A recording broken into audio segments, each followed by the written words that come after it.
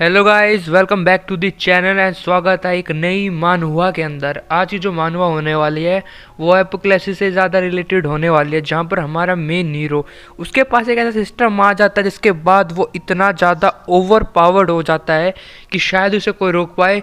उसकी जर्नी को हम देखने वाले हैं और ये मानहुआ मेरे को बहुत ज़्यादा पसंद आई है। बिना किसी बकवास के मानहुआ का स्टार्ट करते हैं। 10 साल पहले अचानक ज़ॉम्बीज अपीयर होने लगे, जिसकी वजह से ह्यूमन लाइफ इस प्लेनेट के ऊपर खत्म होने लगी और ये लॉन्ग पीरियड को एपोकैलिप्सी कहा गया। इस एपोकैलिप्सी के टाइम के अंदर सब कुछ सेकंडों के अंदर हो रहा था।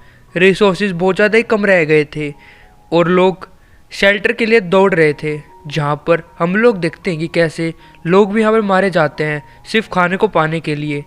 एंड कुछ लोग तो इस बात का फ़ायदा उठाते थे अपना मनोरंजन करने के लिए। वो अपने मनोरंजन में लोगों को मारने लगे। फिर उसके बाद हम लोग एक ब्रिज को देखते हैं जहाँ पर एक बंदा बाइक से जा रहा होता है और यही हमारा एमसी यानी कि यान जेंग होता है, जो कि 20 साल का होता है। वो बताता है कि 1 साल पहले उसे all purpose apocalyptic upgrade system मिला था। जितना बड़ा नाम था उतना बड़ा इसके काम भी थे, जहाँ पर हम लोग देखते हैं कि जो यान है वो लेवल 20 का पहुँच चुका है और उसका नया मिशन होता है उसे साबा गैंग को मारना है।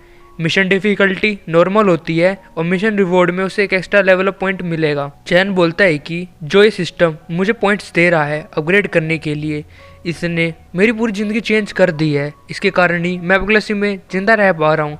और हम लोग देखते हैं कि वो सोते सोते बाइक को ड्राइव कर पा रहा है। तभी उसकी आँख खुलती है और वो महसूस करता है कि उसके सामने एक वायर है। ये एक स्टील की वायर होती है जिसकी वजह से चैन की बाइक वहीं भी पलट जाती है और चैन भी दूर जाके गिरता है। और ये सब कुछ एक ट्रक वाले बंदे ने करा होता है। वो बंदा बोलता है कि ब्रो, तुमने तो कमाल कर दिया, तुमने एक बंदे को और टेक डाउन कर दिया है। तभी वो बंदा बोलता है कि ये स्टील की वायर ये हमेशा काम करती है। फिर वो बोलता है कि हमारी गैंग के पास प्रॉपर कपड़े भी नहीं है और इस बंदे को देखो, ये सूट में घूम रहा है। इसका मतलब ये जरूर कोई अमीर आदमी होगा, अपने घर से सिटी की तरफ जा रहा होगा और जरूर इसकी बाइक के अंदर बहुत सारा सामान मिलेगा। जल्दी से इसकी बाइक को चेक करो। तभी वे गैंग के बंदे बाइक को चेक करते हैं एंड वो बोलते हैं कि बिग ब्रो, बाइक के अंदर तो कुछ भी नहीं है।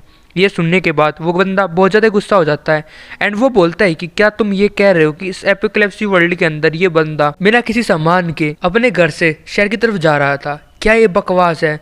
इस बंदे ने मुझे बहुत ज़्यादा गुस्सा दिला दिया है। एक काम करो, इसे टुकड़ों में काट दो। उसका साथी हमारे हीरो यंग को नाइफ का इस्तेमाल करते हुए काटने वाला ही होता है। तभी हम लोग देखते हैं कि वहाँ पर एक स्लैश होता है। उस स्लैश के बाद हम लोग देखते हैं कि जो बंदा हमारे एमसी को टुकड़ों में काटने के लिए आ रहा था उसका हाथ अलग हो जाता है और उसकी जो गर्दन होती है वो कट के सीधा उस गैंग के लीडर के पास जाती है। ये देखने के बाद वो बोलता है कि फक, ये क्या हो रहा है। तभी वो देखता है कि एक ही बल के अंदर उसके साथी के हाथ और सर उड़ा दिए गए थे और ये सब कुछ एक झटके के अंदर हुआ कि कोई पहचान ही नहीं पाया कि यहाँ होकर क्या हुआ। तभी बॉस बोलता है कि आखिर ये तुमने मेरे बंदे को कैसे मारा और आखिर तुम कौन हो? तभी यंग अपना कोट ठीक करते हुए उसके तरफ बढ़ रहा होता है। ये सब कुछ देखने के बाद बॉस अपने मन में अभी भी ये सोच रहा होता है कि कैसे उसका साइडिक मारा गया।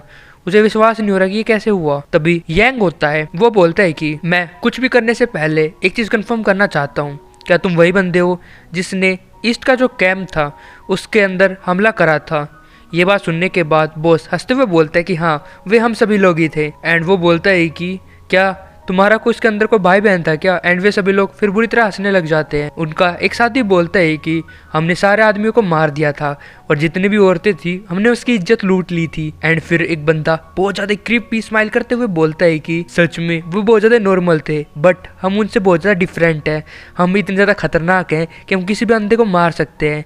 और जब मैंने हर एक बंदे की गर्दन को चटकाया था तो उसमें से क्रैक की आवाज आ रही थी और वो बहुत ज्यादा ही अमेजिंग थी। सच में अभी भी उसके बारे में सोचता हूँ तो मेरे को बहुत ज्यादा ही मजा आ जाता है। ये बातें सुनते ही चैन अपने आंखें बंद कर लेता है एंड वो बोलता है कि पहले मैं सोच रहा था कि मैं तुम्हें पेनलेसली मारूं, बट जो भी तुमने करा है उसके बावजूद भी तुम इतने ज़्यादा खुश हो जैसे कि तुमने बहुत ज़्यादा गर्व का काम करा है, इसलिए मैं तुम्हें बिल्कुल भी नहीं छोड़ सकता। और मैं तुमसे वादा करता हूँ कि तुम्हें मैं एक ऐसी मौत दूंगा जिसके बाद तुम्हारी रूह भी कांप जाएगी। ये बात सुनने के बाद बॉस चिल्लाते हुए बोलता है कि तुम अपने को क्या समझते हो? तुम्हें क्या लगता है कि तुम अकेले हम सभी को मार सकते हो? बर्दाश्त एक साथ जाओ उस पर हमला करो। तभी जो उसके साथी होते हैं वो अपनी गन का इस्तेमाल करते हुए उस पर अटैक करने लग जाते हैं। बहुत ज़्यादा फायरिंग यंग के ऊपर हो रही होती है। यंग उन सारे ब्लड्स को देखते हुए बोलता है कि ऐसा अटैक मुझ पर स्क्रैच भी नहीं ला सकते। जैसे ही वे बुलेट्स यांग के सूट पे लगती है। उसकी एक एक HP माइनस हो रही होती है। ये देखने के बाद बॉस अपने मन में बोलता है कि क्या जो इसका सूट है वो बुलेट प्रूफ है।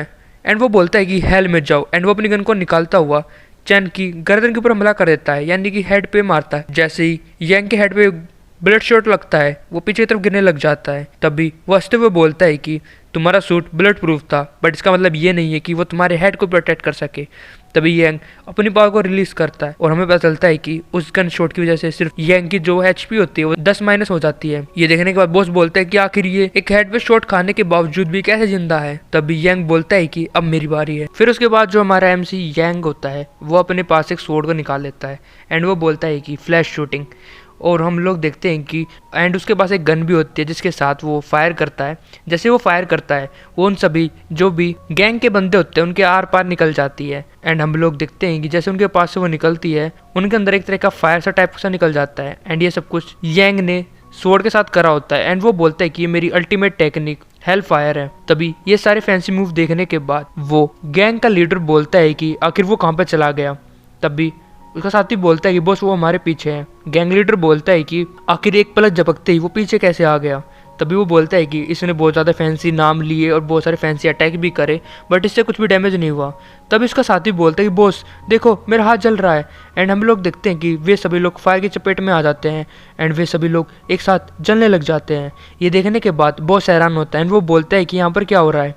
तभी वो बंदा भी फायर की लपेट में आ जाता है एंड वो बोलता है कि ऐसा लग रहा है कि मेरा गला, मेरा पूरा शरीर पूरी तरह से जल रहा है। तभी जो यांग होता है उसके पास वो जाता है एंड वो बोलता है कि प्लीज़ मुझे माफ़ कर दो, प्लीज़ मुझे छोड़ दो। यांग बोलता है कि ये वर्ड्स शायद तुम्हें पहले कहने चाहिए थे। एंड हम लोग देखते हैं कि वो पूरी तरह से फायर में गिर जाते हैं।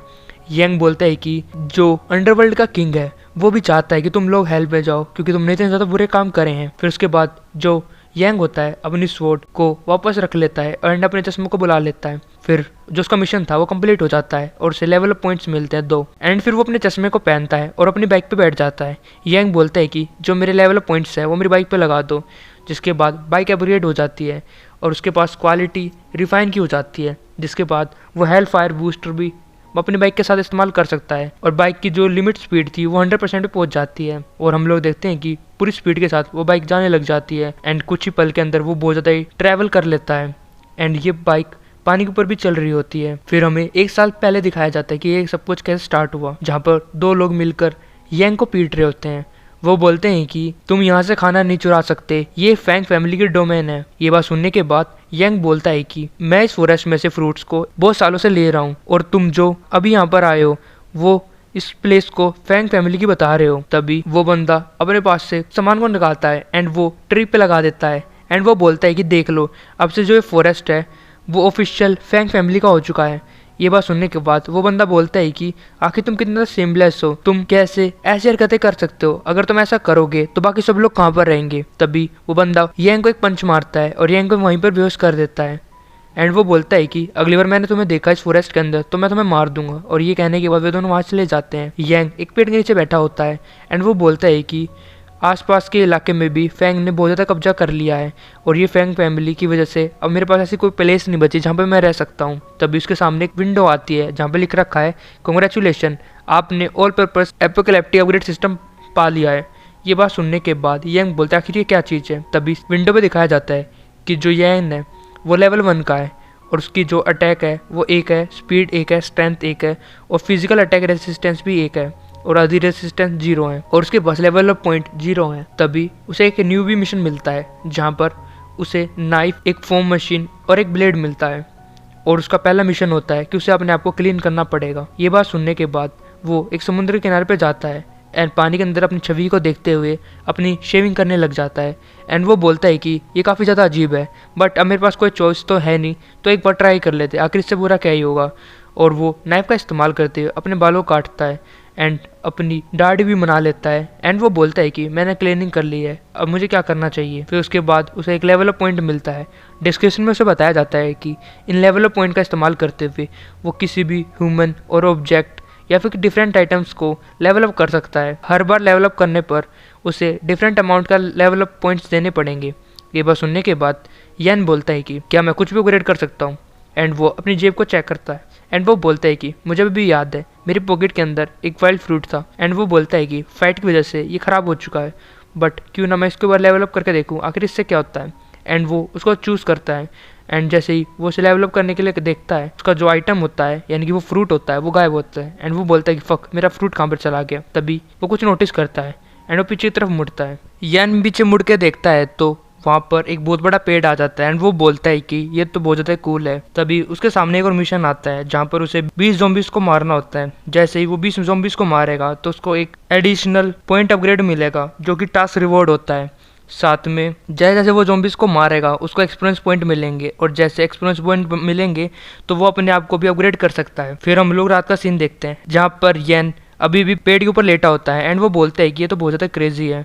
एंड फिर उन सेबों को वो खाते हुए बोलता है कि आखिर मुझे ज़ॉम्बीज़ को मारने की क्या जरूरत है, मैं आखिर ऐसा ही क्यों करूँगा क्योंकि मेरे पास तो अब खाना आ चुका है। तभी वो सो रहा होता है, तभी उसे कुछ स्मेल आती है। एंड वो बोलता है कि आखिर ये स्मेल कैसी है। एंड वो बोलता है यहाँ पे तो आग लगी हुई है। और ये देखने के बाद यान पूरी तरह से हैरान होता है और हम लोग देखते हैं कि वो पूरा पेड़ आग में झुलस रहा होता है। और ये सब कुछ उन दो बंदों की जैसे होता है जो कि फैंग फैमिली के बंदे होते हैं। वे बोलते हैं कि हमने तुम्हें पहले ही वॉर्न करा था बट तुम यहाँ से नहीं गए, और देखो आज तुम मरने वाले हो।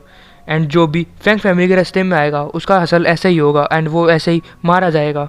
ये बात सुनने के बाद येन को बहुत ज़्यादा गुस्सा आ जाता है। एंड वो अपने मन में बोलता है कि मेरी मेमोरी इतना ख़राब कैसे हो सकती है।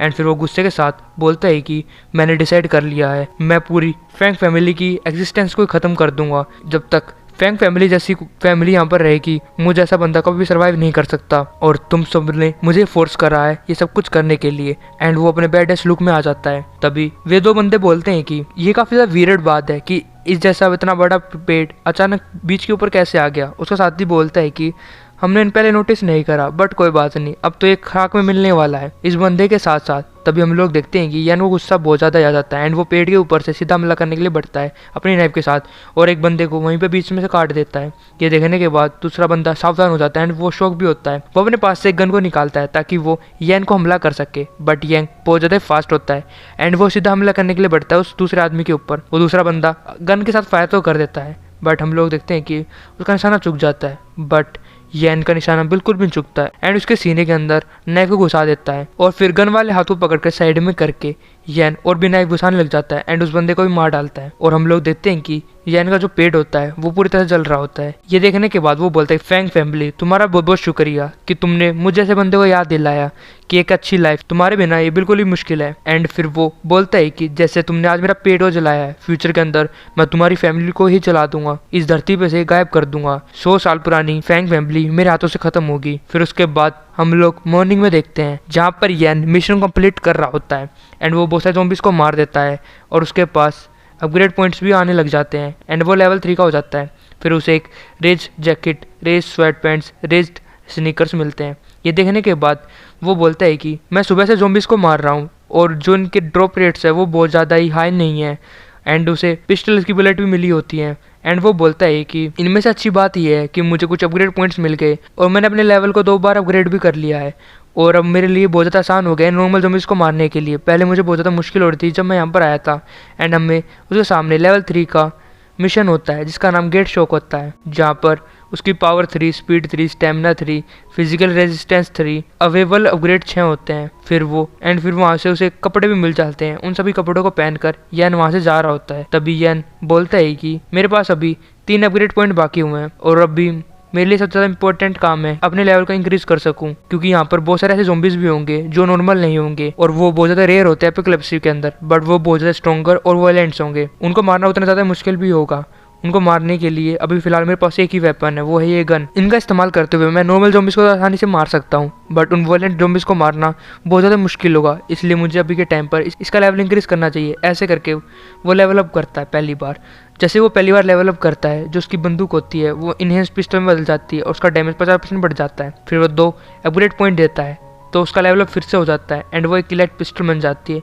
फिर वो 3 करता है ऐसे करके वो एंशिएंट गनर पिस्टल मिल जाती है। और फिर लास्ट टाइम 4 अपग्रेड पॉइंट देने के बाद उसे वो लेजेंडरी जॉन पिस्टल मिला देता है। और ये पिस्टल जॉन विक ने भी इस्तेमाल कर दी, तो सोच सकते हो कि कितना खतरनाक होगी। इसका निशाना कभी भी चुकता नहीं है। इसके साथ साथ वो फ्लैश शूटिंग का इस्तेमाल भी कर सकता है, जिसके अंदर जहां पर वो शूट करेगा वहां पर वो टेलीपोर्ट हो जाएगा। ये सब कुछ देखने के बाद यैन बोलता है कि जो इसकी अपीयरेंस है वो बिल्कुल भी चेंज नहीं हुई है। इसका मतलब क्या मुझे गेम की तरह यहाँ पर भी गोल्ड स्पेंड करने पड़ेंगे नई नई स्किन लेने के लिए। तभी उसे गन की साउंड आती है और ये एक बंदे के ऊपर चलाई जाती है, वो भी फैंग फैमिली के बंदे के द्वारा। इसका नाम हेताऊ होता है। वो गन के साथ उसे फायर करता है एंड वो बोलता है कि तुम जैसे लो लेवल क्रीचर के ऊपर मुझे अपनी गन का इस्तेमाल करना पड़ा, सच में मेरी बुलेट वेस्ट हो रही है। एंड फिर वो ऐसे हंस रहा होता है। तभी उसका साथी बोलता है कि लीडर, हमें इस लड़की का क्या करना है। तभी वो लड़की बहुत ज़्यादा डर रही होती है ये सब कुछ देखने के बाद। तभी जो लीडर होता है वो बोलता है कि आखिर तुम क्या कह रहे हो, तुम्हें पता ही है हमने अपने कॉमरेड को खुआ है, तो ऑब्वियस ही बात है हमें उस लड़की का ध्यान रखना पड़ेगा। एंड वो ये सब कुछ डेविल स्मेल के साथ कह रहा होता है। ये सब कुछ यान पेड़ के पीछे छुपकर ये देख रहा होता है। एंड फिर वो बोलता है कि यहाँ पर 5 लोग हैं, 4 के पास बोल्ट एक्शन राइफल्स हैं और एक बंदे के पास एक राइफल है। मैं अभी के टाइम पर लेवल 3 का हूँ और मैंने अपने वेपन को भी काफ़ी ज़्यादा अपग्रेड कर लिया है। अभी के पास मेरे पास अपर हैंड है। दूसरी तरफ हम लोग उस लीडर को देखते हैं एंड वो बोलता है कि जल्दी से अपने कपड़ों को उतारो वरना मैं उतारूं। तभी ये सब कुछ सुनने के बाद वो लड़की बहुत ज़्यादा डर रही होती है। तभी वो लीडर बोलता है कि काफ़ी दिनों के बाद तुम जैसी सुंदर लड़की मुझे मिली है, चलो एक बार देख ही लेता हूँ कि तुम अंदर से भी इतना सुंदर हो या नहीं। जैसे ही वो हाथ बढ़ाने के लिए आगे बढ़ता है तभी उसकी गर्दन पे एक गन शॉट होता है और ये सब कुछ यैन ने करा होता है। फिर वो अपने यन का इस्तेमाल करते हुए हर तरफ फायर करने लग जाता है और कुछ ही देर के बाद हम लोग देखते हैं कि उनके पीछे फाइट स्टार्ट हो जाती है, जहाँ पर जैसे ही यन फायर करता है वो एक के बाद एक हर बंदे को मार रहा होता है, क्योंकि जो उसकी गन है वो काफ़ी ज़्यादा लेवल अप होती है। उसका एक भी निशाना मिस नहीं हो रहा होता है। तभी वो अपनी गन को रीलोड करता है एंड दोबारा फायर करता है और सभी लोगों को अच्छे से ठिकाने पे लगा देता है। तभी वो उस लड़की के पास पहुंचता है। वो लड़की अपने मन में बोलता है कि आखिर ये बंदा मेरे साथ क्या करने वाला है, वैसे भी इसने मेरी जान बचाई है और ये दिखने में भी बहुत ज़्यादा हैंडसम है, अगर ये मेरे साथ कुछ करने की कोशिश भी करेगा तो मेरे लिए सब कुछ ठीक ही होगा। तभी वो देखता है कि सिस्टम होता है, वो बताता है कि इमरजेंसी की जो क्वेस्ट थी उसके अंदर आपको विक्टिम को बचाना था, जिसके लिए आपको 2 स्टेटस पॉइंट मिलते और जो क्वेस्ट की प्रोग्रेस है वो अनफिनिश्ड है। ये सब कुछ देखने के बाद यैन हैरान होता है एंड वो अपने मन में बोलता है कि ये चीज़ें बिल्कुल भी सेंस नहीं बना रही है। अभी के टाइम पे मैंने इतने सारे सोल्जर्स को मार दिया है फैंग फैमिली के, बट फिर भी ये मिशन कंप्लीट क्यों नहीं हो रहा है, क्या अभी भी कुछ बाकी है। तभी वो कुछ महसूस करता है एंड वो लड़की बहुत ज़्यादा डर रही होती है। तभी एक बंदा उसके पीछे होता है एंड वो अपने मुंह को बहुत ज़्यादा चेंज कर रहा होता है। तभी वो एक मॉन्स्टर में चेंज हो जाता है जो लीडर पहले यैन ने मारा होता है। वो लीडर बोलता है कि आखिर तुम्हारी हिम्मत कैसे हुई अब इस बुलेट को मेरे हेड के ऊपर मारने की, बट कोई बात नहीं, मैं ये मेक श्योर करूंगा कि तुम्हें बहुत अच्छी ट्रीटमेंट मिली जाए। तभी वो मॉन्स्टर बोलता है कि मैं पहले बहुत ज़्यादा केयरलेस हो गया था, जो एक छोटे से इंसान ने मुझ पे हमला करने दे दिया, बट अब की बार मैं तुम्हें जान से ज़रूर मार दूंगा। ये देखने के बाद वो लड़की बहुत ज़्यादा हैरान होती है एंड वो मॉन्स्टर चलाते हुए बोलता है कि आखिर तुम मुझसे क्यों डर रहे हो, क्या तुम्हें मैं इतना ज़्यादा खतरनाक लग रहा हूँ। एंड वो जैसे उस फेस को देखती है वो लड़की उल्टी गिरने लग जाती है एंड वो बोलती है कि ये बंदा कितना बेकार लग रहा है।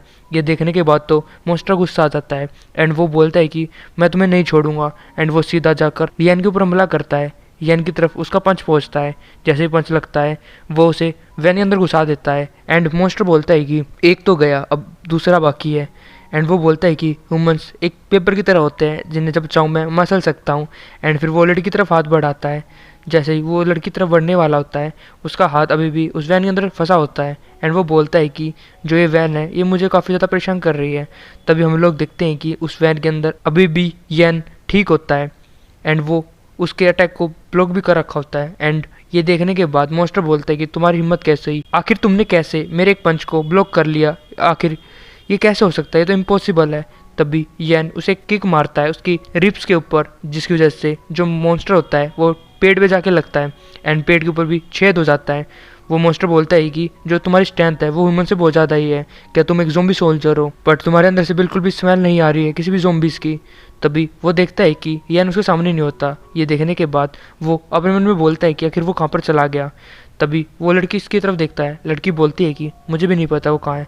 तभी हम लोग देखते हैं कि यैन गन को उसके सर के ऊपर रखता है एंड वो बोलता है कि जल्दी से बताओ कि ये ज़ोंबी सोल्जर क्या है, मैं सिर्फ एक बार ही पूछूंगा। इस चैप्टर की शुरुआत में यैन उस मॉन्स्टर के ऊपर गन लगाए रख होता है एंड जो मॉन्स्टर होता है वो डरते हुए बोलता है कि मैंने बोला ज़ोंबी सोल्जर्स, जैसे इसका नाम है। ये एक हाई लेवल की मिलिट्री फोर्स होती है जो कि वोलेंट ज़ोंबीज़ और इंसानों के साथ बनाई गई है। फिर जो मॉन्स्टर होता है वो अपने मन में बोलता है कि मैं इस बंदे से पता नहीं कैसे हार पा रहा हूँ, ये बंदा बहुत ज़्यादा पावरफुल है। अगर मैं ऐसे ही कंटिन्यू से बात करता रहा या फिर इसे इन्फॉर्मेशन देता रहा तो ये ऐसे ही डिस्ट्रैक्ट रहेगा और ये जब तक मेरे ब्रेन के ऊपर हमला नहीं करता है मेरे पास चांस है दोबारा फाइट करने का। तभी ये सारी बातें सुनने के बाद यैन बोलता है कि आखिर इन ज़ॉम्बी सोल्जर्स को किसने बनाया है। तभी ये बात सुनने के बाद वो मॉन्स्टर बोलता है कि ये सब कुछ फैंग ने करा है।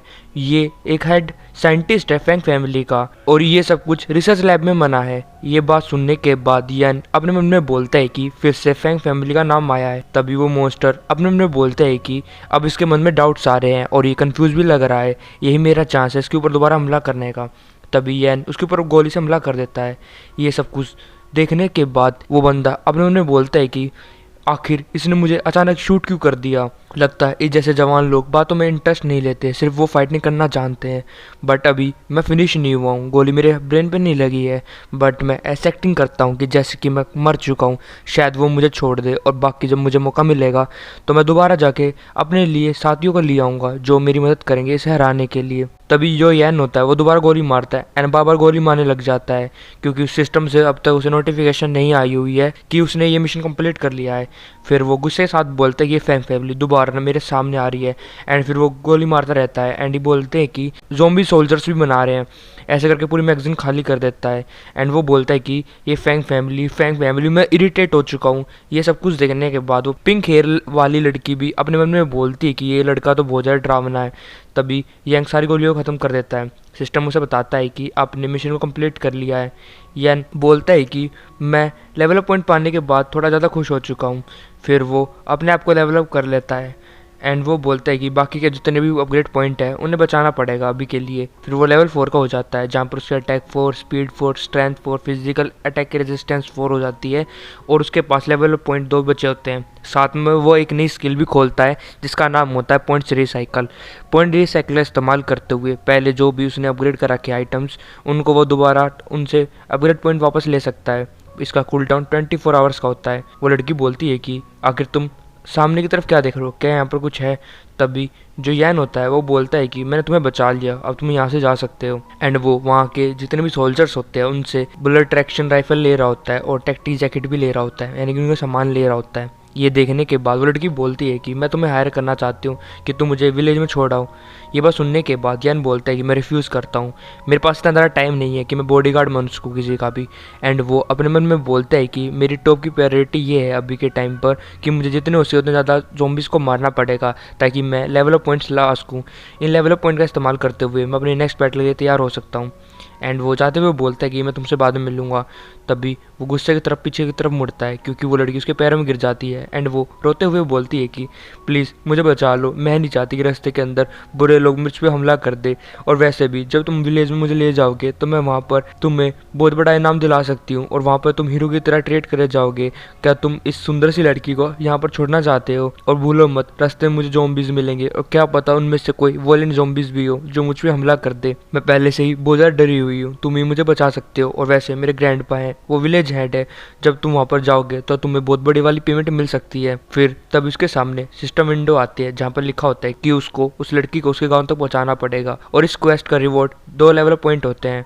ये सब कुछ देखने के बाद यैन अपने मन में बोलता है कि ये जो टास्क है वो रियलिटी में चेंज हो चुका है, चलो कोई बात नहीं, मैं इसको एक्सेप्ट कर लेता हूँ। और यैन उसे एक्सेप्ट कर लेता है। फिर यैन उस लड़की को लेके एक जंग यार्ड में आता है जहाँ पर बहुत सी पुरानी गाड़ियाँ होती हैं। उन गाड़ियों को देखने के बाद वो लड़की बोलती है कि मेरा विलेज दूसरी साइड पे, आखिर हम यहाँ पर क्या कर रहे हैं। यैन बोलता है कि मैं कार ढूंढ रहा हूँ। ये बात सुनने के बाद वो लड़की बोलती है कि तुम इन कबाड़ वाली गाड़ियों में से क्या ढूंढ रहे हो, ये गाड़ियाँ 10 साल से भी ख़राब पड़ी हुई हैं, आखिर तुम इनका क्या यूज़ करोगे। तभी यैन बोलता है कि मुझे मिल गई एंड वो एक गाड़ी के पास जाता है एंड वो बोलता है ये कार बाकी गाड़ियों से अच्छी कंडीशन में, चलो इस पर ट्राई करते हैं। तभी वो लड़की बोलती है कि तुम क्या कह रहे हो, इस गाड़ी के अंदर तो इंजन भी नहीं है और तुम इस गाड़ी का इस्तेमाल करने वाले हो, क्या तुम अंधे बंदे हो गए क्या। तभी यैन बोलता है कि तुम ज़्यादा कॉमेडी कर रहे हो क्या। तभी यैन अपनी पावर का इस्तेमाल करता है और एक अपग्रेड पॉइंट उससे दे देता है जिसके बाद गाड़ी अपग्रेड होने लग जाती है और बहुत ज़्यादा लाइट निकलती है। इतनी ज़्यादा लाइट के अंदर वो लड़की अपनी आँखें खोल नहीं पा रही होती है एंड वो अपनी आँखों को बंद करते हुए बोलती है कि आखिर ये क्या हो रहा है, मैं तो बिल्कुल अंधी हो गई इस लाइट से। जैसे ही वो अपनी आँख खोलती है वो हैरान होती है क्योंकि उसके सामने वो गाड़ी बिल्कुल पूरी तरह से चेंज हो चुकी है एंड वो मार्टिनी GT स्पोर्ट कार बन चुकी है, जो कि काफ़ी ज़्यादा शानदार लग रही होती है। ये देखने के बाद वो लड़की बोलती है कि जरूर ये मेरा कोई इल्यूजन है, आखिर ये गाड़ी कैसे चेंज हो गई। और उसके बाद हम लोग देखते हैं कि यान और वो लड़की गाड़ी में जा रहे होते हैं। तब वो लड़की बोलती है, ओ माय गॉड, ये तो कमाल की चीज़ है। सच में हम एक सिटी के अंदर गाड़ी को लेके जा रहे हैं, जितने भी लोग होंगे वो हैरान हो जाएंगे कि कैसे इस एपोकलिप्सी के अंदर तुम्हारे पास इतनी अच्छी फंक्शनिंग कार है। सच में तुमने तो एक ख़राब गाड़ी को एक लग्जरी कार बना दिया, तुम तो बिल्कुल एक मैजिशियन जैसे हो। फिर वो लड़की बोलती है कि तुमने मेरी जान बचाई और अब तुम्हारे पास एबिलिटी भी है कि तुम किसी भी ट्रेजर के अंदर चेंज कर सकते हो। सच में तुम तो एक हीरो हो जो कि हेवन ने हमारी तरफ भेजा है। तभी यन बोलता है कि मैं कोई हीरो वीरो नहीं हूँ, बस मैं एक आम सा बंदा हूँ जो फैंग फैमिली से बहुत ज़्यादा ऑफेंड हो चुका है। तभी वो लड़की अपना नाम बताती है कि उसका नाम जाओ की है एंड वो उसका नाम पूछती है। तभी यन अपना नाम बताता है कि वो यन है। यन का मतलब होता है किंग ऑफ अंडरवर्ल्ड एंड जैंग का मतलब होता है वाइब्रेशन। तभी वो खिड़की में से देखता है कि कोई बड़ा सा पत्थर उसकी तरफ बढ़ रहा है। ये देखने के बाद यन अपनी गाड़ी को संभालता है एंड वो बोलते हैं कि सीट बेल्ट पहन लो क्योंकि हमारे ऊपर हमला हुआ है। ये सुनने वाली लड़की बोलती है, क्या क्या कह रहे हो। तभी उसके पीछे एक बड़ा सा पत्थर से हमला होता है। यन अपनी गाड़ी को बचा लेता है। ये देखने के वो लड़की भी डर जाती है। तब उसके पीछे एक मॉन्स्टर होता है जो कि वोलेंट ज़ॉम्बी होता है। उसका लेवल अननोन होता है और वो पूरी तरह से रोक से मना होता है और वो काफ़ी ज़्यादा मुश्किल भी दिखाई दे रहा है। और इसी के साथ ये वाला चैप्टर ख़त्म होता है। चैप्टर की स्टार्टिंग में हम लोग देखते हैं कि जो मॉन्स्टर होता है वो पत्थर को उछालता है और बेसबॉल बैट का इस्तेमाल करते हुए हिट करता है और जो वो पत्थर होता है वो यान की गाड़ी की तरफ चल रहा होता है। यान को पता चल जाता है कि उसके ऊपर अटैक होने वाला है, तो वो अपनी गाड़ी को मोड़ देता है एंड उसके अटैक से बचता है एंड ऐसे करते हुए ड्रिफ्ट मार रहा होता है। तभी वो लड़की बोलती है कि ये एक वोलेंट ज़ॉम्बी है और ये हमारे पीछे लगा हुआ है, हमें क्या करना चाहिए। तभी यान बोलता है कि अरे ये बात तुम मुझे पहले नहीं बता सकती थी कि यहाँ पर एक मॉन्स्टर भी है। तभी वो लड़की बोलती है कि मुझे भी याद है कि रास्ते में ये मॉन्स्टर था। तभी यान बोलता है कि अभी के टाइम पर वो बड़ा आदमी हमारे पीछे लगा हुआ है और ये बहुत ज़्यादा मुश्किल होगा कि मैं उसके सारे फ्लाइंग रोक से हर बार डोज कर पाऊँ, ये बहुत ज़्यादा मुश्किल है, इसलिए हमें जल्द से जल्द उसके रास्ते से हटना पड़ेगा। फिर सामने रास्ता बट रहा होता है, एक वाई ब्लॉक आ जाता है जहाँ पर लड़की बताती है कि उसे राइट की तरफ जाना चाहिए। वो रास्ता थोड़ा पथरीला है बट रास्ते में कोई भी प्रॉब्लम नहीं होगी, हम थोड़े स्लो हो जाएंगे बट हम पहुंच जाएंगे। तो यान पूछता है कि अगर हम लेफ्ट में जाएंगे तो हम कहाँ पहुंच जाएंगे। तो वो बताती है कि लेफ्ट साइड में अगर जाओगे तो वहाँ पर एक बहुत बड़े वाला ब्रिज है बट वो अभी के टाइम पे टूटा हुआ है, इसलिए हम वहाँ पर नहीं जा सकते। तभी ये बात सुनने के बाद यान को कुछ हिट होता है एंड वो पूरी स्पीड के साथ लेफ्ट वाले हिस्से में चला जाता है। ये देखने के बाद वो लड़की बोलती है कि क्या तुमने मेरी बात सुनी नहीं, मैंने कहा कि वो ब्रिज टूट चुका है, ये रोड जल्दी खत्म होने वाला है। तभी यान अजीब सा चेहरा बनाते हुए बोलता है कि चलो साथ में मरते हैं। ये सुनने के बाद लड़की की फट जाती है एंड वो अपनी गाड़ी को खोलने लग जाती है कि जल्दी से गाड़ी खोलो, मैं यहाँ से बाहर जा रही हूँ, दरवाज़ा खोलो, मुझे बाहर जाने दो। यह हंसते हुए बोलता है कि मैंने प्रॉमिस करा था ना कि मैं तुम्हें अपने विलेज तक सही सलामत पहुँचाऊंगा, तो तुम्हें क्या लगता है कि आधे रास्ते तुम्हें ऐसे छोड़ दूंगा मैं। एंड फिर वो जा रहा होता है और पीछे जो वॉयलेंट ज़ॉम्बी होता है वो पीछे लगा होता है एंड वो अपने रोक के साथ हमला कर रहा होता है एंड वो उस ब्रिज पे पहुंच जाता है जो कि रास्ते में से टूटा होता है। और जो ब्रोकन ब्रिज होता है वहाँ पर देखते ही जो यान होता है अपनी गाड़ी को रोकता नहीं, वो पूरी स्पीड से बढ़ाने लग जाता है। ये देखने के बाद लड़की बहुत ज़्यादा डर जाती है एंड वो बोलती है कि नहीं, हमारा अंत होने वाला है। तभी एक यान स्माइल करता है एंड वो बाहर हाथ निकालते हुए बोलते हैं कि सिस्टम इसे अपग्रेड कर दो। ऐसे वो अपग्रेड पॉइंट देता है, वो ब्रिज अपग्रेड हो जाता है एंड वो ब्रोकन ब्रिज एक नॉर्मल इंटेंट ब्रिज में बदल जाता है और उसका एक लेवल अप पॉइंट लगा होता है और पूरा जो ब्रिज है वो पूरी तरह से बन चुका है। ये देखने के बाद वो लड़की बोलती है कि आखिर तुमने कैसे कर दिया। एंड जो हम लोग देखते हैं कि वो गाड़ी को थोड़ा आगे लेकर जाने के बाद रोक लेता है ब्रिज के दूसरे कोने पे जाने के बाद। तभी ये सब कुछ देखने के बाद वो लड़की बोलती है कि आखिर हम यहाँ से क्यों नहीं जा रहे, आखिर तुम क्या करने की सोच रहे हो, मुझे बहुत डर लग रहा है। एंड वो ऐसे कहते हुए रो रही होती है। तभी जो यान होता है वो उस वॉलेंट ज़ॉम्बी को चिढ़ाता है एंड वो बोलता है कि तुम यहाँ पर आ जाओ। तभी वो वॉलेंट ज़ॉम्बी पत्थर को उछालता है एंड वो बेसबॉल बैट से हिट करने वाला होता है अपना फाइनल अटैक करने के लिए। तभी हम लोग देखते हैं कि ज़मीन हिलती है एंड एक तरह का भूकंप आता है और हमें पता चलता है कि नीचे तो ज़मीन ही नहीं रही क्योंकि जो यान था उसने अपना 1 अपग्रेड पॉइंट वापस ले लिया, जिसकी वजह से वो ब्रिज दोबारा टूट जाता है और वो मॉन्स्टर दोबारा नीचे गिरने लग जाता है। और ये रिसेंटली गेन एबिलिटी है जो यान को मिली है, वो 24 घंटे में किसी से भी अपना एक अपग्रेड पॉइंट वापस ले सकता है जिसके अंदर उसने पहले इन्वेस्ट कर रखा हो। एंड हम लोग देखते हैं कि जो इंटेंट ब्रिज था वो डिकम्पोज होके ब्रोकन ब्रिज में दोबारा चेंज हो जाता है और वो एक लेवल अप पॉइंट यैन को दोबारा मिल जाता है। ये देखने के बाद वो लड़की अभी भी डरी होती है एंड वो बोलती है कि क्या तुम इस तरह कैसे लोगों को मारते हो। तभी यैन बोलता है कि मेरे एक्सपी बार बिल्कुल भी चेंज नहीं हुआ, इसका मतलब जो वायलेंट ज़ॉम्बी अब तक नहीं मारा गया है। वो बोलती है कि क्या एक्सपी बार आखिरी क्या चीज़ है। तभी यैन बोलता है कि तुम इस बातों को छोड़ो एंड वो गाड़ी चलाते हुए बोलता है कि जल्दी से बताओ कि तुम्हारा विलेज किसकी तरफ है, क्योंकि वो वायलेंट ज़ॉम्बी जल्दी हमें पकड़ने के लिए आ सकता है। अब भी वो कोशिश करेगा वापस आने की। एंड तभी फिर वो लड़की बताती है कि जो ये वॉलेंट ज़ॉम्बी होते हैं इनका खुद का इलाका वगैरह होता है और ये हमें पता होता है लगभग कि कहाँ कहाँ पे होता है। और जो हमारा विलेज वाले लोग थे वो हमेशा अवॉइड करते हैं कि इनसे पंगा कम ही ले और जब हम खाने को ढूंढे। फिर यान बोलते हैं कि क्या फैंग फैमिली जो भी रिसोर्सेज तुमने ढूंढे हैं उनको नहीं खोजती है। तब ये सुनने के बाद वो लड़की बोलती है कि जो फैंग फैमिली मैकनरी ग्रुप है वो हमेशा हमारा साथ देते हैं एंड वो हमारा 5 में से 3 हिस्सा रख लेते हैं, यानी कि करीब करीब 75% वो रख लेते हैं, 25% हमें मिल जाता है और वो हमें सिक्योरिटी देते हैं। ये बात सुनने के यान बोलता है कि वो तुम्हारे 75% फ्री में ले रहे हैं और तुम उसे सिक्योरिटी कह रहे हो। तभी जो लड़की होती है वो बताती है कि इसके बदले में जो फैंग फैमिली वो हमें प्रोटेक्ट भी कर रही है ज़ॉम्बीज़ अटैक से, उनके पास बहुत अच्छे अच्छे वेपन्स है और हम अकेले इन ज़ॉम्बी से तो नहीं लड़ सकते। तभी ये बात सुनने के बाद यान बोलता है कि खुद लुटेरे अब हम बचाएंगे।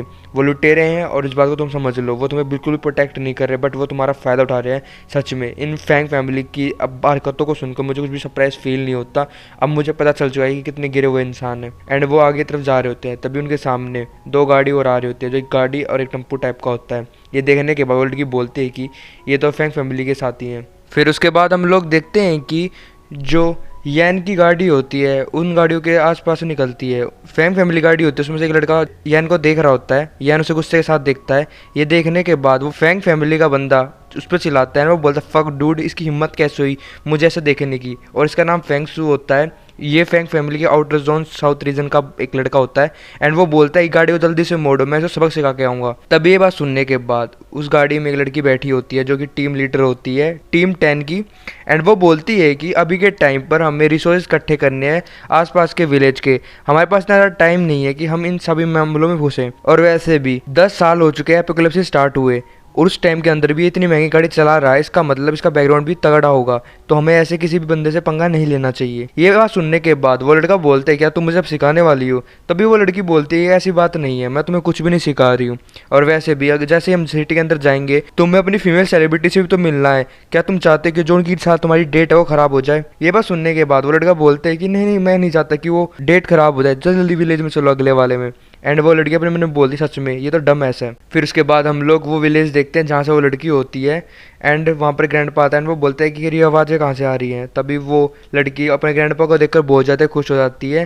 ग्रैंडपा बोलते हैं ये तो की है, ये तो आ गई हमारे गांव में वापस। एंड फिर ग्रैंडपा बोलता है कि आखिर तुम आधे मन से कहाँ पर गायब थी, तुमने तो कहा था कि तुम एक नया एरिया ढूंढोगे हमारे लिए बट तुम मिले नहीं, मुझे लगा तुम्हारे साथ कुछ हो गया। तभी लड़की बोलती है कि मैं ठीक हूँ और वैसे जो मेरा दोस्त था चैन वो मारा जा चुका है फैंग फैमिली से जब हम वहाँ पर थे। एंड फिर वो यैन को मिलाती है एंड वो बोलती है कि मैं आज घर में सेफली आ पाई हूँ सिर्फ यैन की वजह से, उसने ही मुझे बचाया है। और जो हमने एक हिडन ट्रेजर छुपा के रखा था, क्यों ना आप मेरे सेवियर को दे दो क्योंकि उसने इतना अच्छा काम करा है। यैन हेलो करता सभी को। ग्रैंडपा बताता है कि फैंग फैमिली थोड़ी देर पहले यहाँ पर आए थे और वो ट्रेजर हमसे लेके चली गई एंड हमारे पास अभी कुछ भी नहीं है। और ये सारी बातें यैन भी सुन रहा होता है। फिर लड़की शर्माते हुए यैन के पास आती है एंड वो बोलती है कि जैसा कि मैंने प्रॉमिस करा था कि जैसे हम विलेज में आएंगे मैं तुम्हें कुछ गिफ्ट दूंगी, बट वो गिफ्ट हमारे पास अब नहीं है, तो तुम और किसी भी तरह की पेमेंट ले सकते हो। ये सारी बातें शर्माते हुए बोल रही होती है। तभी यैन बोलते हैं कि कोई इसकी बात की जरूरत नहीं है, मेरा जो पर्पस था वो कंप्लीट हो चुका है, तुम्हें छोड़ने का वो हो चुका है। एंड जो विंडो पे आता है कि सिस्टम कि भाई मिशन आपने कंप्लीट कर लिया और आपको 2 लेवल अप पॉइंट और मिलते हैं। और अभी के टाइम पर यैन के पास 3 लेवल अप पॉइंट होते हैं। यैन बोलते हैं कि क्या तुम मुझे बता सकते हैं आसपास ज़ॉम्बीज़ कहाँ पर हैं।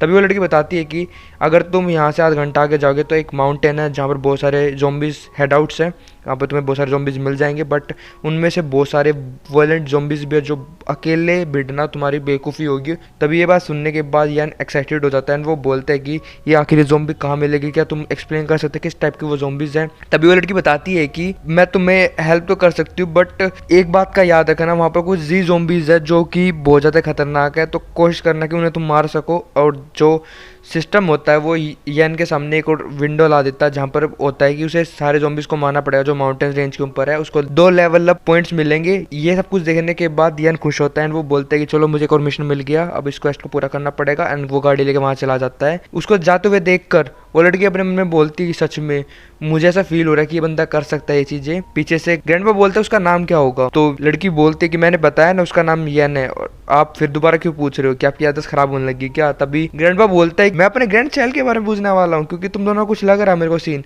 तभी लड़की शर्माते हुए भाग रही होती है एंड वो बोलती है ग्रैंडपा हमारे बीच में ऐसा कुछ भी नहीं है। तभी ये बात सुनने के बाद ग्रैंडपा गुस्सा हो जाता है एंड वो बोलता है कि मैंने पहले ही बता दिया है जो मेरा पोता होगा उसका नाम मैं ही रखूंगा और कोई नहीं। एंड फिर वो ये भी बोलता है कि जो येन बंदा है काफी अच्छा है, इसने एक बार भी नहीं सोचा हमारी मदद करने से पहले, और बिना किसी गार्ड टीम के वो अकेला माउंटेन के ऊपर जा रहा है, जो कि किसी भी फैंग फैमिली के अंदर इतनी हिम्मत नहीं होगी जितनी इस अकेले बंदे के अंदर हिम्मत है। फिर उसके बाद हम लोग माउंटेन रेंज को देखते हैं जहां पर येन अपने आप को लेवल अप कर लेता है एंड वो लेवल 5 का हो जाता है, जिसके पास एक स्किल भी मिलती है जहां पर अब वो अपोनेंट्स को जब देखेगा तो उसको उनका नाम उनका लेवल पता चल जाएगा, साथ में उनकी एचपी भी दिखेगी कि उनकी एचपी कितनी बाकी है। साथ में जब भी उस पर कोई अटैक होगा तो उसकी एचपी डाउन होगी, उससे कोई चोट नहीं आएगी, और जैसे जैसे उसकी एचपी डाउन होगी उसकी मोमेंटम स्पीड कम होती चली जाएगी। ये सब कुछ देखने के बाद यान अपने मन में बोलता है कि इसका मतलब अगर कोई मुझे बाइट करे या मुझे चोट पहुंचाए तो मेरे पे कोई भी चोट नहीं पहुंचेगी, बस मेरी एचपी घटेगी। शायद एक तरीके का अटैक रेजिस्टेंस है, और जब मुझे ऐसा अटैक रेजिस्टेंस मिल जाए जिसके बाद मेरे को ज़ॉम्बी वैनम का फर्क नहीं पड़ेगा तो मैं बहुत ज़्यादा स्ट्रॉन्ग हो जाऊंगा। तभी बहुत सारे ज़ॉम्बी येन को देख रहे होते हैं और ये लेवल 2 और लेवल 3 के ज़ॉम्बीज होते हैं जिन्हें येन बड़े आसानी से हरा देता है अपनी नाइफ का इस्तेमाल करते हुए, और छुरियों की तरह काट रहा होता है और उसे लेवल अप पॉइंट मिल रहे होते हैं क्योंकि उसकी जो एक्सपी बार फुल हो चुकी है एंड उसके पास 3 अपग्रेड पॉइंट है, तो वो एक यूज कर सकता है अपने आप को अपग्रेड करने के लिए एंड वो अपनी पिस्टल को अपग्रेड करता है एंड ये पिस्टल भी अब एपी गनर पिस्टल हो जाती है। अपग्रेड होने के बाद यान के ऊपर एक हमला होता है भाले के साथ, यान उसके अटैक से बचता है एंड उसके हाथ से उसका नाइफ भी छूट जाता है। तभी वो अपने नाइफ को पकड़ता है एंड वो बोलता है कि जिसने भी भाला फेंका है बहुत ताकत के साथ फेंका है, और हम लोग देखते हैं कि उसके सामने एक ज़ॉम्बी खड़ी होती है जो कि लेवल 5 की होती है। इसका नाम ग्लोरिया होता है और ये एक वॉयलेंट ज़ॉम्बी होती है। उसको देखने के बाद यान बोलते हैं कि पहली बार मैंने एक ऐसे वॉयलेंट ज़ॉम्बी को देखा जिसका नाम भी है और ये मुझे बहुत स्ट्रॉन्ग भी दिख रही है। तभी जो वॉयलेंट ज़ॉम्बी होती है वो अपने भाले को तैयार करती है एंड फिर वो फिर से जोर से यान के ऊपर हमला कर देती है। फिर उसके बाद वो वॉयलेंट ज़ॉम्बी यान के ऊपर हमला कर देती है। यान उसके अटैक से बचता है, और जो ज़ॉम्बी का अटैक होता है वो इतना ज्यादा खतरनाक होता है कि वो 2-3 पेड़ को तोड़ देती है एंड उसका भाला बहुत स्ट्रॉन्ग होता है। यान भी अपने पास से गन को निकाल देता है और वो ज़ॉम्बी के ऊपर हमला कर रहा होता है। ज़ॉम्बी अपने हाथों को आगे करते हुए उसके अटैक को ब्लॉक करती है, बट हम लोग देखते हैं कि ज़ॉम्बी को चोट लग जाती है एंड उसका ब्लड निकलने लग जाता है। ये देखने के बाद वो ज़ॉम्बी उसके अटैक से बचने लग जाती है। ये सब कुछ देखने के बाद यान भी हैरान होता है एंड वो अपने मन में बोलता है कि पहले उसने इस गन की पावर को अंडरएस्टिमेट करा और उसने बिल्कुल भी डोज नहीं करा और अटैक को हेड ऑन लिया, बट जैसे उसे पता चला ये अटैक बहुत ज़्यादा ही डेंजरस है तो वो छुप रही है और वो अपनी इंटेलिजेंस का इस्तेमाल कर रही है और फाइटिंग में बच बच के कर रही है, और अब भी ये बिल्कुल अलग हो चुका है। क्या ये भी कोई फैंग फैमिली को साजिश है? तभी हम लोग देखते हैं कि पेड़ के पीछे से एक कर्व एरो आता है। ये देखने के बाद यान हैरान होता है एंड वो बोलते हैं तो कर्व थ्रो है एंड वो अपने नाइफ के हिसाब से रोकने की कोशिश करता है, बट उसका नाइफ टूट जाता है एंड वो पेट पे जाके लगता है एंड उसकी 30 एचपी माइनस हो जाती है एंड वो भाले में अंदर घुस जाता है यान के। यान उसको बाहर निकालता है। दूसरी तरफ जो वॉयलेंट ज़ॉम्बी होती है वो दोबारा अटैक करने के लिए तैयार होती है। तभी यान उसका अटैक से बचने की कोशिश करता है, बट हम लोग देखते हैं कि जो बाला होता है वो यान की तरफ ही जा रहा होता है। ये देखने के बाद यान अपने मन में बोलता है कि जिस तरफ मैं दौड़ रहा हूँ उस तरफ ये थ्रोअर टर्न हो रहा है, इसका मतलब वो उसके कंट्रोल के साथ चल रहा है। अगर ऐसी बात है तो मुझे अपनी डायरेक्शन को इतनी जल्दी चेंज करना पड़ेगा कि इस भाले को चेंज करने का मौका ही ना मिले। एंड फिर वो चेंज करते हुए अपनी गन के साथ हमला करता है एंड वो भी एक ऐसा हमला करता है कि वो पेड़ों के ऊपर लगती हुई जो बुलेट है वो उस ज़ॉम्बी की तरफ बढ़ती है और ज़ॉम्बी को लगती है गोली। यान बोलता है कि मैंने फाइनली उसको हिट कर ही दिया एंड जब भी उसकी तरफ आता है वहाँ पर देखता है कि वहाँ पर ज़ॉम्बी होता ही नहीं है, ज़ॉम्बी वहाँ से भाग चुका है। ये देखने के बाद यान हैरान होता है एंड वो बोलता है कि आखिर वो कहाँ पर चलेगी एंड उसके पीछे पीछे गुफा तक आ जाता है क्योंकि खून के जो छिट्टे हैं वो वहाँ तक आ जाते हैं। यान बोलता है कि फाइनली मैंने ज़ॉम्बी को ढूंढ लिया एंड वो बोलता है कि ब्लड स्ट्रीम यहाँ तक आ रही है। तभी जैसे वो गुफा के अंदर जाता है वहाँ पर कुछ सामान रखा होता है, वहाँ पर एक गोल्ड मेडल होता है और उस ज़ॉम्बी की फ़ोटो होती है जब वो इंसान थी और उसके साथ एक बेटा भी होता है।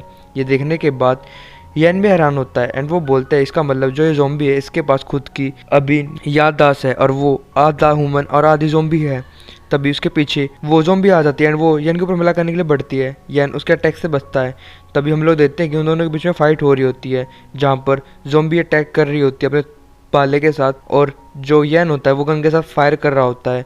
एंड उन दोनों की फाइट चल ही रही होती है जहाँ पर वो एक दूसरे को अच्छे टक्कर दे रहे होते हैं। जैसे ही वो ज़ॉम्बी यन के ऊपर हमला करने के लिए बढ़ती है, यन उसके अटैक से बचता है। फिर उसके बाद जो एक राइटर होता है, इसने पूरी तरह से माल फूक के स्टोरी को लिखा है, क्योंकि इसमें से कुछ पैनल गायब हो चुके हैं, यानी कि कुछ फोटोज गायब हो चुके हैं।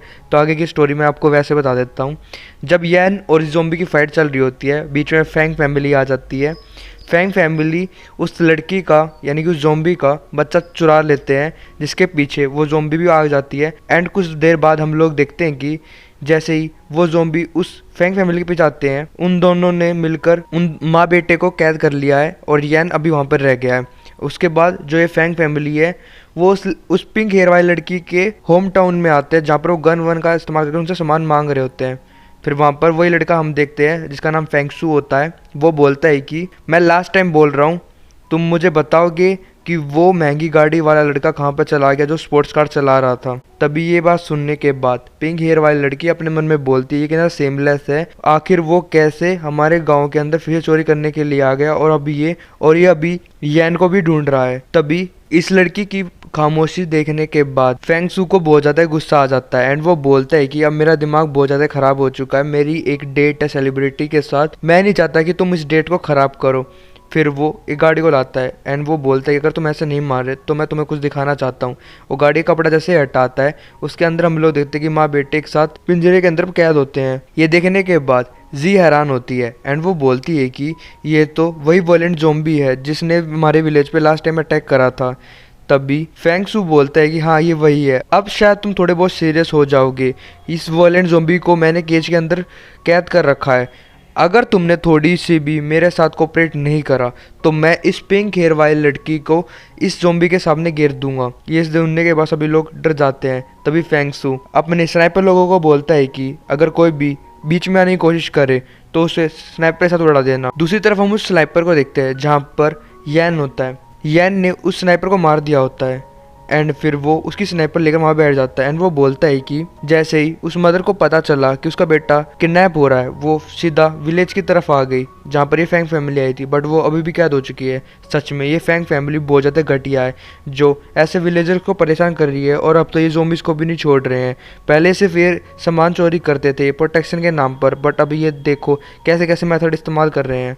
तभी जो गन वाले लोग होते हैं वो की को बोल रहे होते हैं कि उसे केज के अंदर जाना जहाँ पर ज़ॉम्बी होता है, और वो ज़ॉम्बी से मरवाना चाहते हैं ताकि सभी लोग डर के यन के बारे में बता दे एंड वे धमकी दे रहे होते हैं कि जल्दी से अंदर चलो। तभी उस पर एक गन शॉट होता है एंड वो वहीं पे मर जाता है। ये देखने के बाद सभी लोग हैरान होते हैं एंड उनके ऊपर बहुत ज़्यादा गन शूट फायर होने लग जाती है स्नाइपर से, और ये सब कुछ यन कर रहा होता है। ये देखने के बाद फेंगसू वहाँ से भागने लग जाता है एंड वो बोलता है कि हमारा स्नाइपर पागल हो गया है क्या, जो हमारे ऊपर ही हमला कर रहा है। एंड जो यन होता है वो फेंगसू के ऊपर हमला करने के लिए बढ़ रहा होता है एंड उसको मारने वाला होता है। तभी हम लोग देखते हैं कि यन फेंगसू को मार पाता उससे पहले उसके ऊपर हमला हो जाता है, जिसकी वजह से उसको अपना अटैक को रोकना पड़ता है। और इस मौके का फ़ायदा उठाते हुए जो फेंगसू होता वो वहाँ से भाग जाता है एंड वो बोलता है कि जल्दी से यहाँ से भागो, एंड वो गाड़ी लेकर भाग रहे होते हैं। तभी हमें पता चलता है कि जो ज़ॉम्बी का बेटा है उसके अंदर एक टाइमर लगा हुआ था, अगर उसका बेटा फेंगसू से बहुत ज़्यादा दूर हो जाता है तो उसके अंदर का जो बम होता है वो फट जाएगा। इस वार्निंग को देखने के बाद फेंगसू हैरान होता है एंड वो बोलता है कि हम उस ज़ॉम्बी किड से बहुत ज़्यादा दूर आ चुके हैं, इसका मतलब जो ज़ॉम्बी किड हम पीछे छोड़ के आए हैं वो फटने वाला है। एंड हम लोग देखते हैं कि यहाँ पर दोनों माँ बेटे एक साथ होते हैं एंड वो बहुत ज़्यादा खुश होते हैं कि वो दोबारा एक साथ हो गए।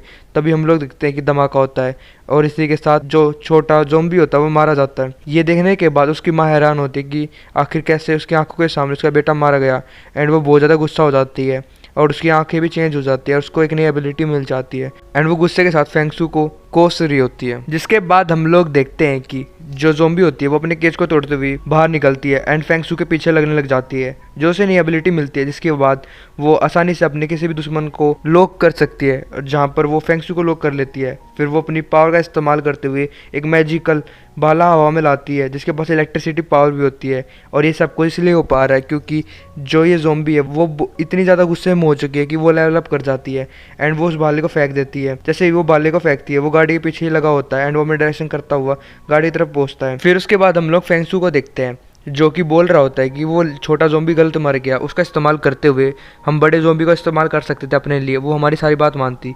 तभी वो कुछ नोटिस करता है, कुछ चीज़ उसके तरफ आ रही है। तभी वो देखता है कि वो भाला होता है, एंड जैसे ही वो कुछ रिएक्ट कर पाता उससे पहले गाड़ी फिक्स स्पॉट हो जाती है, एंड यहाँ पर वे सारे लोग मारे जाते हैं। और उस भाले को यन पकड़ लेता है, जो कि फेंगसू को मारने के लिए आया होता है। तभी उस ज़ॉम्बी की इतनी सारी पावर देखने के बाद यन भी हैरान होता है, एंड वो बोलता है कि सच में वो बहुत ज़्यादा पावरफुल हो चुकी है, अगर मैं उससे फाइट करूँगा तो मैं भी मारा जा सकता हूँ। अब मुझे क्या करना चाहिए, कि मुझे उसे मारना चाहिए। तभी वो कुछ आगे कर पाता, वहाँ पर वही ज़ॉम्बी आ जाती है उसके सामने। जो यन होता है वो अपनी गन को लगा देता है। यन अपने मन में बोलता है कि आखिर ये मेरे पास कैसे यहाँ पर आ गई इतनी जल्दी, मैं तो नोटिस ही नहीं कर पाया, क्या ये मुझे मारने के लिए आई है, क्या मुझे यहाँ पर उसे मार देना चाहिए। तभी हम लोग देखते हैं कि वो ज़ॉम्बी अपना हाथ उसकी तरफ करती है। ये देखने के बाद यन सोचता है कि अब मुझे क्या करना चाहिए, गन फायर कर देनी चाहिए। तभी वो ज़ॉम्बी उस गन को अपने चेहरे के ऊपर लाती है, एंड वो बोलते है कि मुझे मार दो। ये सुनने के बाद यन हैरान होता है, और दूसरी तरफ जो ज़ॉम्बी होती है वो अपने हाथ में अपने भाले को मनाने लग जाती है, एंड वो बोलती है कि मैं चाहती हूँ कि तुम मेरा बदला लो, जो मैं नहीं ले सकती बट तुम मेरे लिए ले सकते हो। एंड वो भाले को निकालते निकालते यन के पास पहुंचा देती है, जहां पर उसको लगने वाला होता है, और वो डर के मारे गन को फायर कर देता है, जिसकी वजह से वो ज़ॉम्बी वहीं पे मारी जाती है। यन बोलता है कि तुमने जानबूझ के मुझे ट्रिगर दबाने दिया, आखिर तुमने ऐसा क्यों करा, पर मैं तुमसे वादा करता हूँ जो भी तुमने मुझसे आज वादा लिया है मैं उस वादे को जरूर पूरा करूंगा। मैं इस पूरी फैंग फैमिली को उनके गुनाहों की सजा दूंगा जो जो उसने करा है तुम्हारे साथ और मेरे साथ। और जैसे उस ज़ॉम्बी को मार देता है तो उसका मिशन भी कंप्लीट हो जाता है, जहाँ पर उसकी जो एपिक गैनर पिस्टल थी वो भी क्रिएट हो जाती है। साथ में जो ज़ॉम्बी उसके पास स्पेशल आई थी वो यन को मिल जाती है, जिसकी वजह से वो किसी भी टारगेट को लॉक कर सकता है जब भी वो फायर करता है या फिर किसी भी वेपन का इस्तेमाल करता है। साथ में उसकी जो स्ट्रेंथ होती है वो भी बढ़ जाती है, एंड उसे उस ज़ॉम्बी का भाला भी मिल जाता है। यन बोलता है कि मुझे बहुत कुछ सामान मिला है। तभी वो की के पास आता है, एंड वो बोलता है कि मैंने एक सेट अपने लिए रख लिया, बाकी गाड़ी और जो भी सामान है वो तुम रख सकते हो। तभी वो लड़की बोलती है कि क्यों ना तुम यहाँ पर हमारे साथ रुक जाओ। यान बोलते हैं कि मैं भी रुकना चाहता हूँ, बट लास्ट टाइम पे जब मैंने ऐसे सोचा था कि मुझे अब कुछ करने की ज़रूरत नहीं है, इन्होंने मेरा पेट जला दिया था, बट अब ये गलती मैं दोबारा नहीं कर सकता। अगर मैं आराम से बैठ जाऊँगा तो इनको रोकेगा कौन, और इनको अगर हमने नहीं रोका तो हम शांति से नहीं जी सकते।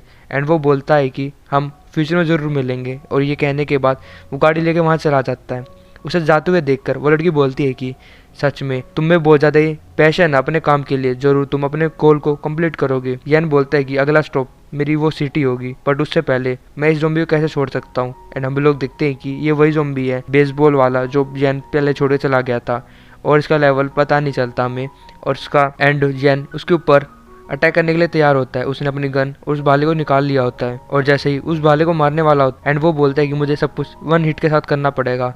तभी वो कुछ महसूस करता है, एंड वो बोलता है कि कोई तो यहाँ पर बहुत ज़्यादा स्पीड के साथ आ रहा है। यन ये देखने के बाद हैरान होता है, और एक ही पल के साथ जो बंदा स्पीड के साथ आता है उस ज़ॉम्बी को मार देता है। और ये को लीडर होता है 10th गार्ड टीम का, जिसका नाम वू होता है। वो बोलता है कि ये तो गार्बेज था, सच में इसको मारने में तो मजा ही नहीं आया। और ये बंदा कौन है और ये फैंग फैमिली क्या क्या करने वाली वो हम जानेंगे अगले एपिसोड में। तब तक के लिए बाय।